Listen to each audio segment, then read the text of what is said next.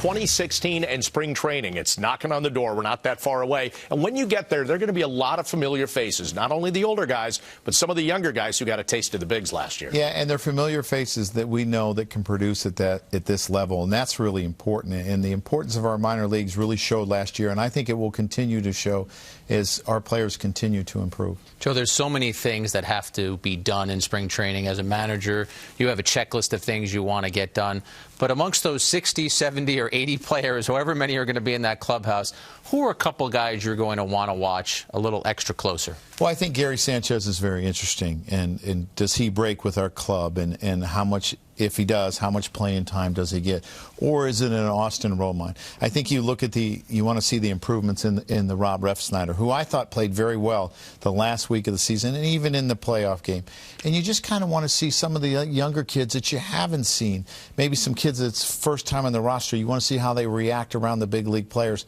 And maybe some of even the kids that aren't on the roster yet, you know, whether they get a chance to come up and play a game here and there. It's always exciting to see them. I think in the last week or two we did the new Baseball America rankings, and suddenly there's a Jorge Mateo. There's certain guys on there, guys that you maybe didn't know the name a year and a half ago, but now they're jumping out at you. Yeah, you look at Mateo, and you know, he played in Charleston and Tampa and had over 80 stolen bases. So, I mean, it's a guy that you're curious to see, and he'll, you know, my guess is he'll, you know, I'm not in charge of this, but he'll be in A-ball and get a chance to move up to Double-A this year. And then all of a sudden you say, this kid's knocking on the door. And we have a number of players like that I'm interested in seeing. Joe, as a former catcher, you gave us a dirty little secret as we came back to camera here. It's February 18th when pitchers and catchers report, but you said it's a little slow until the position players get there. You know, the position players usually liven things up. They're the guys that put the music on and turn it up, and it seems to get a little bit more exciting. And you get through the first 5 or 6 days, and all you see is bullpens, and there's no loud noises from the crack of the bat. So it's more standing around until the position players get there. You know, maybe the pitchers and catchers just have lousy playlists. You just don't like listening to their music, right? No, for some reason they don't turn it up. You know, I don't know why.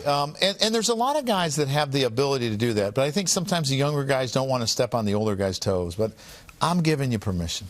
Hey, Joe, just quick question. Aaron Judge, kind of, in my opinion, pivotal year for him. Yes. Got to show he can do it at AAA to be the right fielder of the future. Yes. Is there that kind of pressure on him? Oh, well, I don't know. I mean, you see sometimes guys develop late, and I wouldn't put that type of pressure on him. I think this kid is going to be a big league player in New York, and I'm excited to see the improvements that he's made. I know he's making some adjustments as we speak, and he's been working very hard.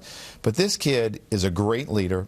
I think he's got great potential for his size, 6'7", 260. He's very athletic. When Jason Garrett came and spoke to our team, the Cowboys coach last year, I said, don't be looking at him. He is not your next defensive end. Stay away from him. You can talk to anyone else. But I'm excited to see the improvements in him as well. There might be a couple of basketball coaches who would want to watch the bullpen sessions that you talked about. Chapman, Betances, Miller. What do you think that's going to be like to have those three guys side by side dialing it up to the extent that they do? Well, that will be a different kind of loud. And it will be the popping of the mitt instead of the crack off the bat. And, you know, I mean, you look at the back end of our bullpen, you have guys throwing 96 to 104, 105. I mean, that's unusual to have three guys like that.